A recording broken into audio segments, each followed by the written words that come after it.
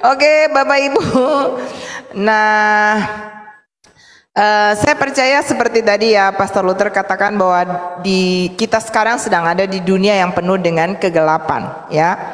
Sebenarnya apa yang saya mau sharingkan ini sesuatu yang saya sudah dapat beberapa tahun bahkan yang lalu ya.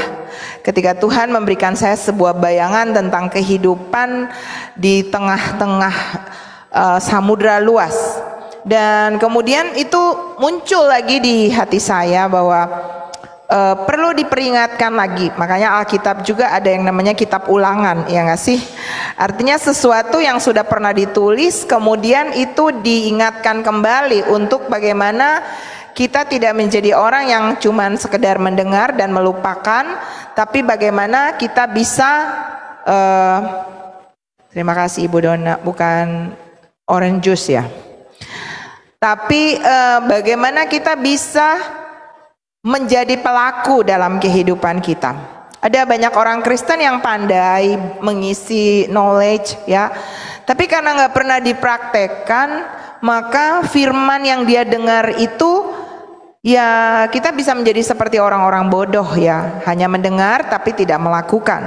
Ya, bahkan kalau kita mendengar dan kita menghafal, kita mengingat ya, tapi kita tidak melakukannya, setan pun tahu firman. Bahkan setan pakai firman untuk mencoba Yesus, ya. Jadi kalau kekristenan kita hanya sampai sebatas knowledge, tahu, tapi kita nggak pernah mempraktekannya, maka kita sama atau di bawah siapa tadi? Ada orang di sini sama dengan siapa atau di bawah siapa? Iblis, karena iblis tahu firman, ya kan? Nah, malam ini saya mau supaya kita belajar ya Bapak Ibu. Tema saya malam ini adalah menjadi mercusuar rohani. Amin. Berapa banyak yang mau menjadi mercusuar rohani? Karena di akhir daripada khotbah saya berharap saya bisa menyampaikan dengan cepat, tapi di akhir daripada khotbah saya akan menyampaikan tentang apa sih kemuliaan bagi mercusuar ya. Hidup ini Bapak Ibu, ini bagaikan kita ada di sebuah tengah samudra yang luas ya. Dan kalau kita bilang kita ada di tengah samudra, maka nggak ada rambu-rambu di sana ya. Kita bisa berlayar, menghadapi badai, menghadapi gelombang, dan bahkan kita akhirnya bisa mengalami yang namanya karam kapal ya. Dan biasanya di tengah samudra yang luas itu ada satu alat ya, ada satu lampu di tengah. Boleh Kakak Vigo, ada gambarnya boleh ditampilkan. Ada satu barang yang ditaruh di satu tempat ya, seperti ini Bapak Ibu ya. Ada satu gambar lagi ya, dia bisa ada di sebuah bebatuan, sebuah daratan yang ditaruh di sana atau di pinggir pantai. Dan ternyata ya ini yang disebut dengan apa? Disebut dengan mercusuar. Bisa kelihatan ya? Bisa kelihatan ya, ada di sana ya, di tepi pantai di bagian paling ujung di sana. Nah, mercusuar itu apa? Ini adalah sebuah alat bantu ya untuk keamanan dalam menunjukkan arah ya. Mercusuar itu seperti sebuah menara, dan memang ini menara, namanya menara api atau menara angin. Dan ini adalah sebuah bangunan menara dengan sumber cahaya yang ada di puncaknya.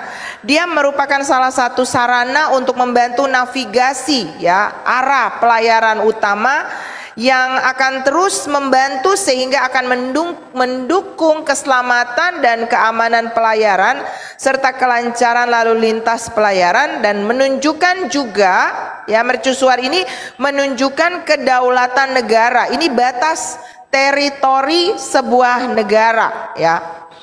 Dan dia adalah alat juga yang dipakai untuk menandai daerah-daerah yang berbahaya. Misalnya di situ ada karang ya, di situ ada daerah-daerah yang dangkal sehingga kapal tidak akan sampai ke daerah-daerah itu dan akhirnya bisa tabrak karang atau bisa kandas ya. Nah, ibarat mercusuar, maka kehidupan kita ini ibarat di tengah-tengah samudra ya dunia ini, dan kita membutuhkan yang namanya mercusuar ya. Sebuah pengamanan dari sarana yang diberikan ini adalah supaya pelayaran kita di tengah samudra yang luas ini aman di sana ya. Badai boleh datang, masalah boleh ada, tapi ini menjadi satu petunjuk bagi kita sehingga Bapak Ibu dan saya akan tetap berlayar di tengah samudra kehidupan. Haleluya, amin. Nah, berarti apa yang harus kita lakukan ya kalau memang mercusuar itu harus atau kita harus dapat, dan itu penting ya. Yang pertama adalah kita harus menemukan mercusuar itu. Benar nggak? Amin. Ketika satu kapal berlayar dan berlayar dan berlayar, dan dia tidak tahu bahwa di sana ada tempat yang dangkal atau di sana ada karang, maka dia akan bisa nabrak ya. Tetapi ketika dia melihat mercusuar itu, jadi ibarat kehidupan kita ini ada di tengah kehidupan dunia yang penuh dengan banyak masalah, banyak tantangan, persoalan hidup. Dan kalau kita bisa menemukan mercusuar, itu akan membantu kita untuk kita bisa tahu kemana kita harus pergi, apa yang harus kita lakukan. Nah, untuk bisa melihat mercusuar, kita harus punya mata yang terbuka, benar nggak? Kalau seorang kapten membawa kapal dan dia tidak bisa, atau dia menutup matanya, dia sambil merem, atau dia pakai penutup mata dan dia nggak bisa, atau dia tidur dan dia nggak bisa melihat mercusuar, padahal itu adalah daerah yang berbahaya, pasti karam ya. Tetapi ketika dia membuka matanya, maka dia akan bisa menemukan mercusuar. Sama dalam kehidupan kekristenan Bapak Ibu Saudara dan saya, kita harus berjalan, kita harus berlayar dengan mata yang terbuka. Apa artinya? Kita harus punya yang namanya open minded.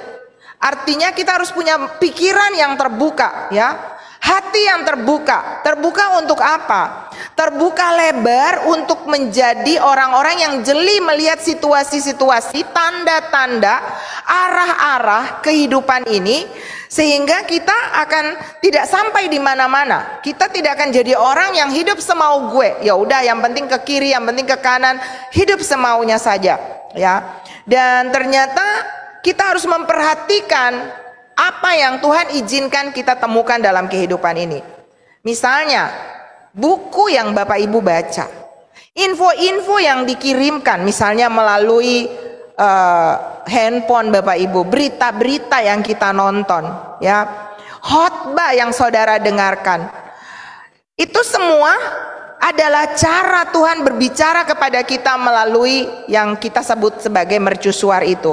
Orang-orang yang bijak yang ada di sekeliling kita, orang-orang tua rohani kita, mungkin suami, mungkin istri, mungkin bahkan anak-anak, mungkin adalah seorang pemimpin rohani, mungkin adalah seorang sahabat kita, ya. Bisa juga adalah merupakan hati nurani yang berbicara, teguran-teguran yang datang dalam kehidupan kita, ya. Bisa juga adalah ilmu pengetahuan yang kita dapat. Dan yang terpenting di atas semuanya, yang disebut dengan mercusuar atau penerang abadi, siapa? Yesus. Amin. Alkitab berkata di dalam Yohanes 14 ayatnya yang ke-6, kata Yesus kepadanya, akulah jalan dan kebenaran dan hidup. Tidak ada seorang pun yang datang kepada Bapa kalau tidak melalui aku. Jadi Yesus adalah terang, Yesus adalah jalan, Yesus adalah kebenaran, dan Yesus adalah kehidupan. Amin Bapak Ibu. Bersyukurlah karena kita menemukan Yesus. Dan ingat bahwa bukan kita yang memilih dia, tapi dia yang memilih kita. Haleluya. Dialah yang membuka mata kita untuk melihat terangnya, hidupnya, dan kita datang kepada dia. Mazmur 107 ayat 29 sampai ayatnya 30 berkata, dibuatnyalah badai itu diam sehingga gelombang-gelombangnya tenang. Mereka bersuka cita sebab semuanya reda, dan dituntunnya mereka ke pelabuhan kesukaan mereka. Siapa yang menuntun kita? Yesus. Haleluya. Dialah yang membuat badai itu reda. Berapa banyak Bapak Ibu yang mungkin sedang menghadapi badai kehidupan? Anda perlu menemukan mercusuar. Dan mercusuar itu adalah Tuhan Yesus yang saudara bisa temukan di dalam firman-Nya. Amin. Yang kedua, Bapak Ibu, kalau kita sudah menemukan mercusuar, maka Tuhan mau, seperti visi daripada gereja lokal ini adalah have Jesus live in us. Biarkan Yesus tinggal di dalam kita. Amin. Dan kalau Yesus tinggal di dalam kita, maka kita juga harus menjadi apa? Mercusuar. Amin. Amin, Bapak Ibu. Artinya ketika kita sudah punya terang, maka pancarkanlah terang itu kepada seluruh dunia. Ya, anak terang, kita harus menjadi anak terang, ya. Dan aku anak terang, ya. Satu komunitas anak-anak di sini adalah dia punya satu moto, yaitu let your light be shine. Biarlah sinarmu bercahaya. Bapak-bapak, ibu-ibu semua, kalau kita punya Yesus ada di dalam kita, terang Tuhan ada di dalam kita, maka kita harus menjadi terang. Kita akan memancarkan terang Tuhan itu kepada dunia yang ada di dalam kegelapan. Seperti yang dikatakan di dalam Daniel 12 ayatnya yang ketiga, dikatakan, dan orang-orang bijaksana akan bercahaya seperti cahaya cakrawala, dan yang telah menuntun banyak orang kepada kebenaran seperti bintang-bintang tetap untuk selama-lamanya. Cek dan recheck kehidupan kita. Ada yang saudara sudah berapa umurnya? Saya sudah 53 tahun. Dan Bapak Ibu mungkin sudah 50, 40, 30, 20, bukan mungkin masih belasan tahun di sini. Pertanyaannya bukan berapa lama umur kita, berapa usia kita, perjalanan kita, tapi berapa banyak jiwa yang sudah kita selamatkan. Berapa banyak jiwa yang sudah kita jadi mercusuar bagi dia sehingga dia nggak karam. Atau bahkan kita sebaliknya membawa bencana bagi orang-orang yang ada di sekeliling kita. Dikatakan di sini orang bijaksana akan bercahaya seperti cahaya cakrawala. Berapa banyak di sini orang bijaksana? Boleh lihat tangan-tangannya, boleh tulis di kolom komentar. Kalau saudara yakin saudara adalah orang bijaksana, ciri orang bijaksana itu apa? Mendengar dan melakukan firman. Dan salah satu yang Tuhan tugaskan kepada kita adalah menjadi garam dan terang dunia. Membawa rasa. Rasa apa yang kita bawa kepada orang-orang di sekeliling kita? Rasa manis kah? Rasa pahit kah? Waktu saudara membuka mulut, waktu saudara menulis sesuatu, waktu saudara bertemu dengan seseorang, dampaknya apa yang kita bawa? Dampak amarah, dampak emosi, dampak iri hati, dampak kesombongan, dampak pemberontakan, ataukah yang kita bawa dampak kasih, dampak sukacita? Daniel adalah tokoh besar yang di dalam Alkitab adalah orang yang sangat berhikmat, yang penuh dengan kebijaksanaan, ya. Dikatakan di sini bahwa Daniel memiliki kelebihan yang tidak dimiliki oleh anak-anak muda di masa itu, ya. Punya akal budi, ya. Pada dia di dalam Daniel 5 ayat 12 dikatakan bahwa pada orang itu terdapat roh yang luar biasa dan pengetahuan dan akal budi sehingga dapat menerangkan mimpi, menyingkapkan hal-hal yang tersembunyi dan menguraikan kekusutan. Dunia ini sedang penuh dengan banyak kekusutan, Bapak Ibu. Ada masalah di mana-mana. Jangan lagi kita bawa kekusutan bagi orang lain. Ya, asal bicara, emosi meledak-ledak, jangan Bapak Ibu. Ayo kita hidup dengan punya kontrol, ya. Pakailah perkataan-perkataan yang membangun, yang menguatkan, yang menyemangati, ya, dalam kehidupan kita. Tuhan ingin akan kita menjadi seperti Daniel, ya, membawa terang bagi orang-orang yang ada di dalam kegelapan, menjadi orang-orang yang istimewa, ya. Dan Tuhan akan memberkati orang-orang yang seperti itu untuk menjadi berkat bagi banyak orang. Katakan amin. Amin. Jadi seseorang itu dapat dikatakan menjadi bintang bila dia mengerjakan tanggung jawab yang Tuhan percayakan kepadanya. Amin. Tadi Pastor Luther berdoa, Kita datang ke sini bukan untuk kepentingan kita, tapi untuk kepentingan Tuhan. Amin. Kita datang ke sini bukan supaya kesenangan kita, tapi kesenangan Tuhan. Dan kalau kita mengejar untuk melakukan apa yang menjadi kesenangan Tuhan, maka saya percaya Tuhan lebih dulu telah menyenangkan kita. Amin. Efesus 5 ayat 16 berkata, dan pergunakanlah waktu yang ada, karena hari-hari ini adalah jahat. Pergunakan waktu yang ada itu bagaimana ya? Kalau dikatakan di sini hari-hari ini adalah jahat, maka Bapak Ibu Saudara dan saya tidak boleh bergulat di dalam kekusutan kejahatan itu. Artinya kita harus keluar dari sana dan menguraikan kekusutan bukan cuma dari diri kita, tapi dari diri orang lain. Itu yang saya bilang, kita menjadi peacemaker, kita menjadi pembawa damai dan bukan troublemaker, pembuat masalah. Coba kita cek and recheck deh. Kita hadir di satu komunitas, kita ada di dalam satu keluarga, kita ada di satu kota, kita bawa dampak apa di sana? Apakah dengan kehadiran kita ada kedamaian, ada sukacita yang kita bawa, atau sebaliknya Bapak Ibu?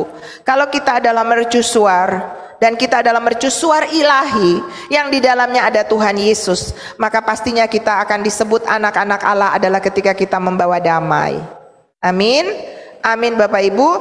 Pastikanlah hari ini bahwa setiap hari ada seseorang yang kita terangi kehidupannya. Yang mau katakan amin.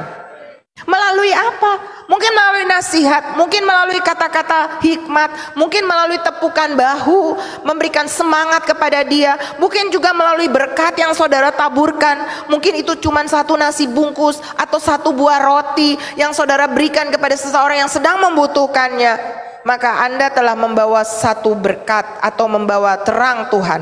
Yesaya 6 ayat 1, Yesaya 61 ayat 1 dan 2 berkata, Roh Tuhan Allah ada padaku, oleh karena Tuhan telah mengurapi aku. Ia telah mengutus aku untuk menyampaikan kabar baik kepada orang-orang sengsara dan merawat orang-orang yang remuk hati, untuk memberitakan pembebasan kepada orang-orang tawanan dan kepada orang-orang yang terkurung kelepasan dari penjara, untuk memberitakan tahun rahmat Tuhan dan hari pembalasan Allah kita, untuk menghibur semua orang berkabung.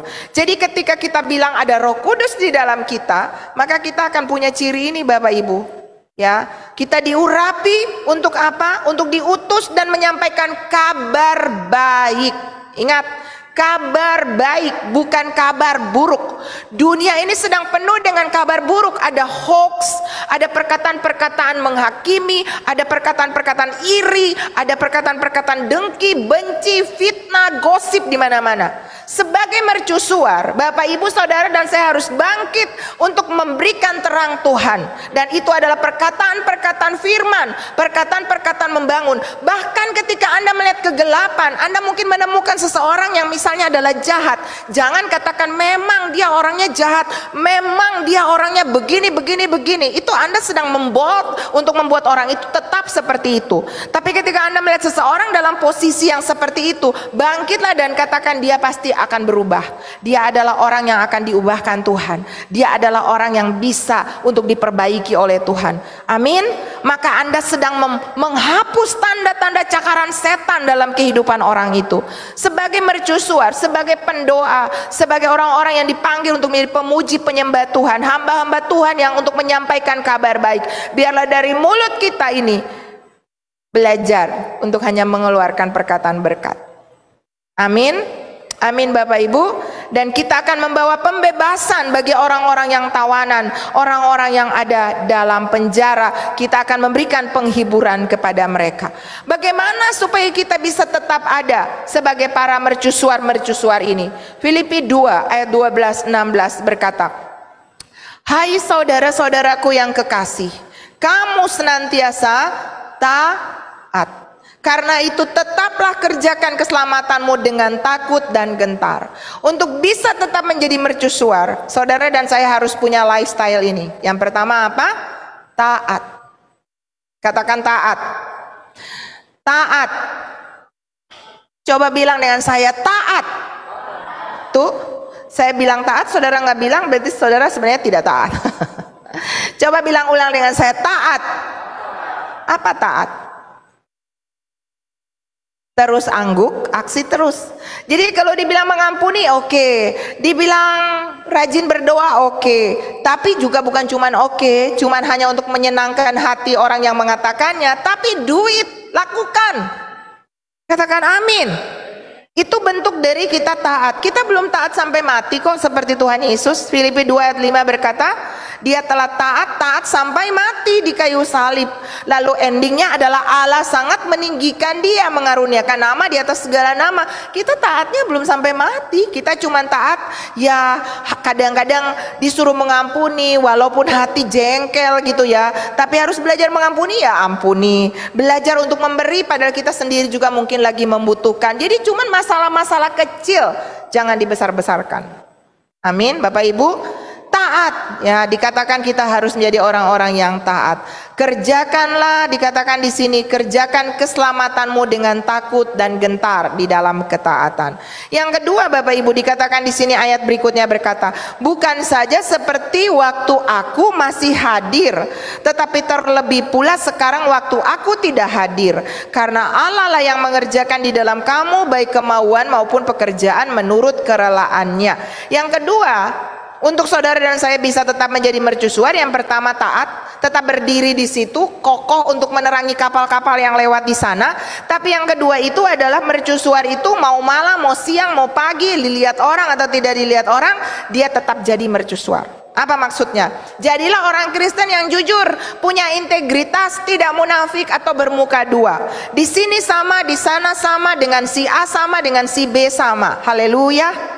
Amin. Tidak memandang-mandang muka. Lakukanlah semua orang, perlakukanlah semua orang seperti Tuhan memperlakukannya. Itu tanda Anda dan saya adalah mercusuar. Amin. Yang ketiga, lakukanlah segala sesuatu dengan tidak bersungut-sungut dan berbantah-bantahan, supaya kamu tiada beraib dan tiada bernoda sebagai anak-anak Allah yang tidak bercela di tengah angkatan yang bengkok hatinya dan yang sesat ini. Apapun yang saudara lakukan, entah di rumah sebagai istri, sebagai suami, di sekolah sebagai siswa atau sebagai murid, sebagai guru, di gereja sebagai gembala atau sebagai jemaat, sebagai pekerja, ya, dimanapun Bapak Ibu, sebagai warga negara, sebagai pekerja di kantor, apapun pekerjaan yang Bapak Ibu, saudara dan saya lakukan, mari lakukan dengan tidak berbantah-bantah. Amin. Tidak bersungut-sungut.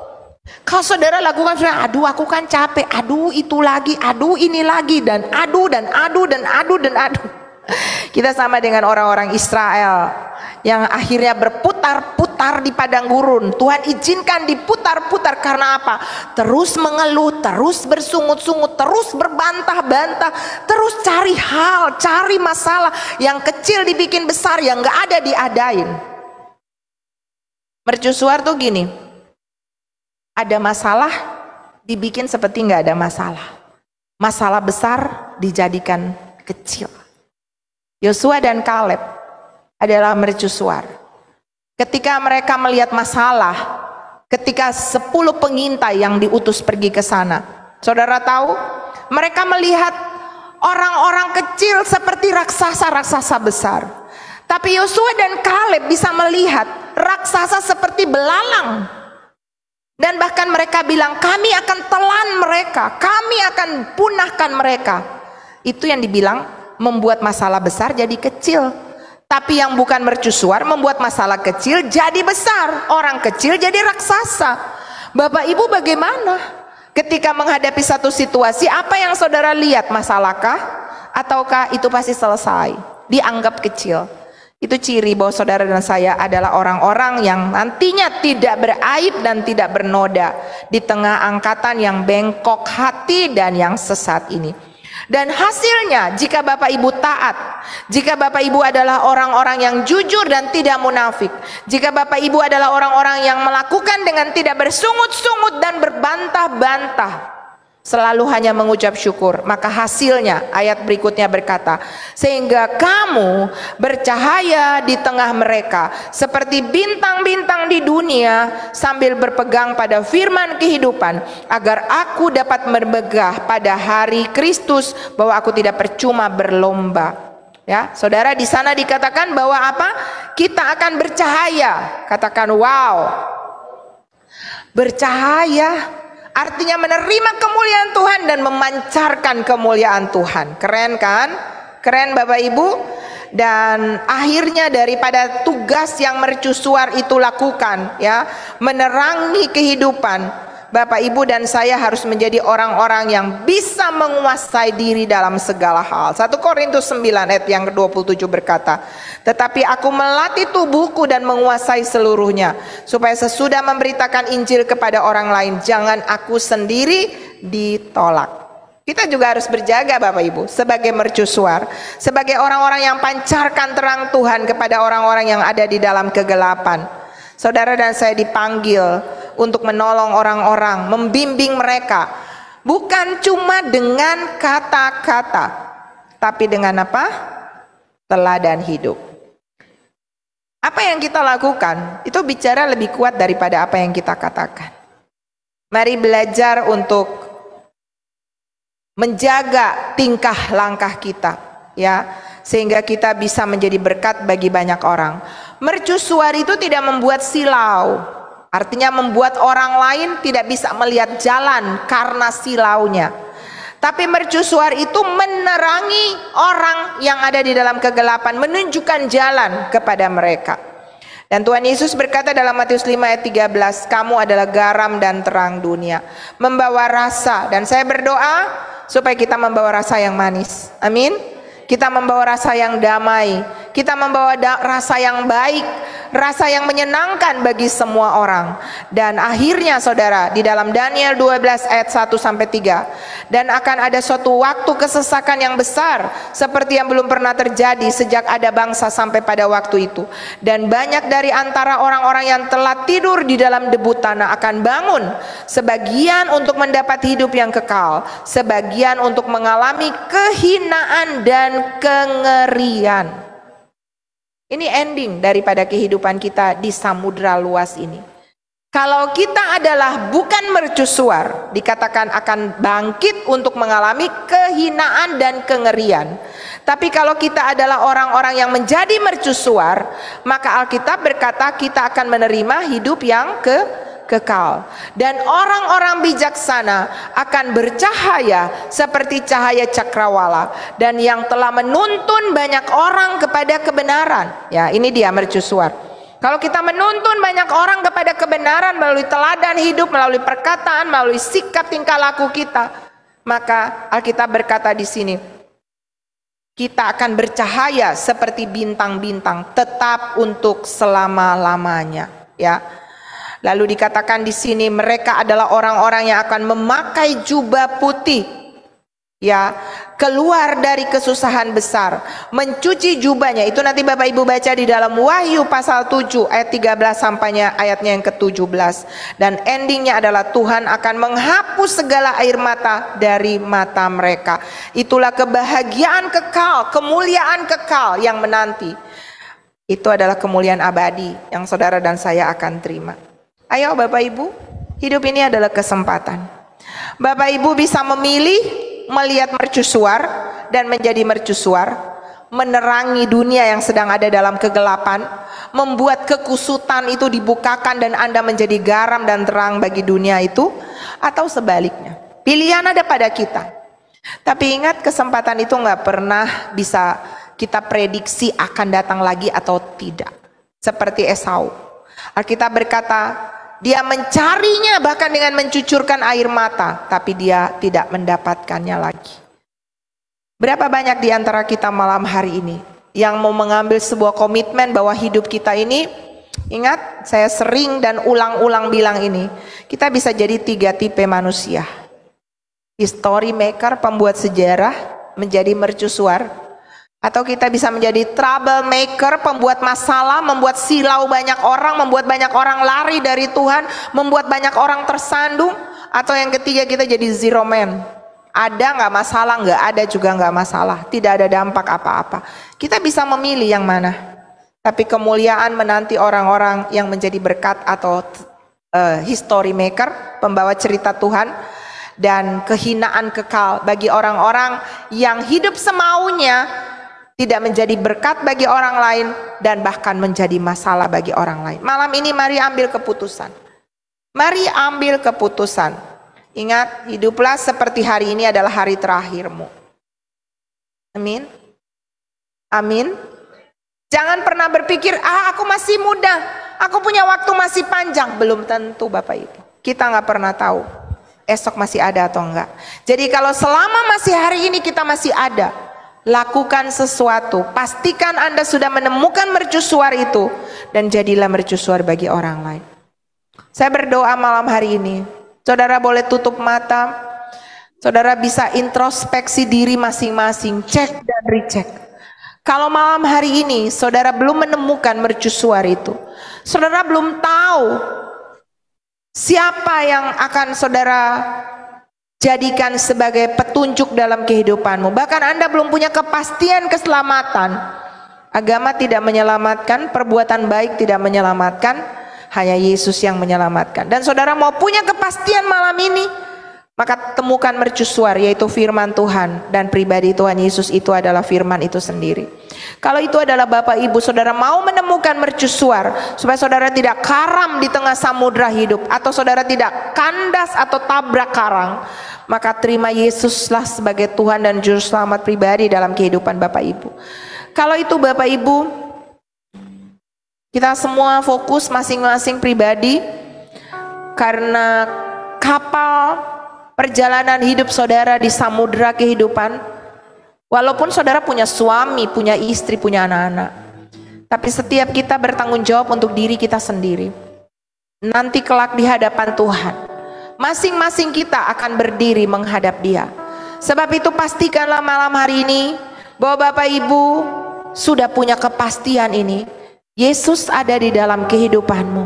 Kau menemukan Dia dan engkau akan terus berjalan bersama dengannya. Dan ketika Yesus ada di dalam Bapak Ibu, maka Dia juga akan menjadikan engkau mercusuar, berkat bagi dunia. Kalau saudara mau ikuti doa saya, Tuhan Yesus, saya sadar saya orang berdosa, saya membutuhkan Tuhan Yesus. Dan hari ini saya buka hati saya undang Tuhan Yesus, masuklah dalam hatiku, masuklah dalam hidupku, jadilah Tuhan, jadilah Raja, jadilah Juru Selamat dalam hidupku. Hari ini saya percaya nama saya tercatat dalam kitab kehidupan di surga. Dan hari ini saya adalah anakmu. Saya akan menerima janji-janjimu. Saya akan menjadi mercusuar, menerangi dunia yang ada di dalam kegelapan. Di dalam nama Tuhan Yesus, saya bersyukur malam hari ini. Haleluya. Amin.